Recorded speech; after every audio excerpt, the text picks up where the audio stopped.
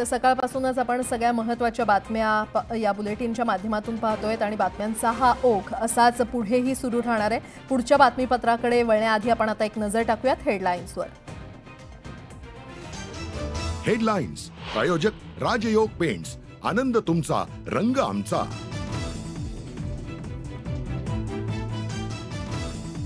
ईव्हीएमला विरोध करत आज मार्कडवाडीतील गावकऱ्यांचं बॅलेटवर मतदानासाठी गावकरी जमण्यास सुरुवात।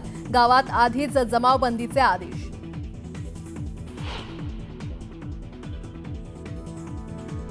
देवेंद्र फडणवीस होणार महाराष्ट्राचे मुख्यमंत्री, भाजपच्या हायकमांडची मान्यता, सूत्रांची माहिती।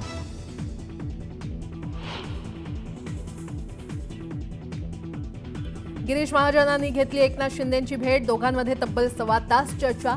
महाजनांच्या भेटीनंतर शिवसेना शपथविधी सोहळ्यासाठी होणार सक्रिय।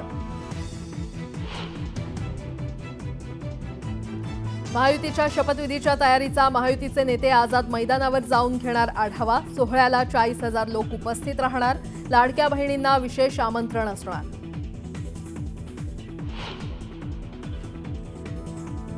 दिल्लीत अजित पवारांच्या उपस्थितीत राष्ट्रवादीच्या ज्येष्ठ नेत्यांची बैठक। शपथविधीपूर्वी राष्ट्रवादीची भूमिका निश्चित करण्यासंदर्भात चर्चा।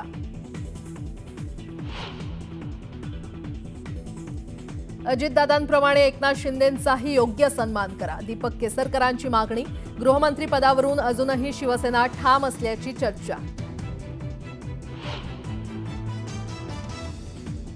एकनाथ शिंदे महापरिनिर्वाण दिनाच्या तयारीचा घेणार आढावा। वर्षावर दुपारी 2 वाजता महत्त्वाची बैठक। फडणवीस आणि अजित पवार उपस्थित राहण्याची शक्यता।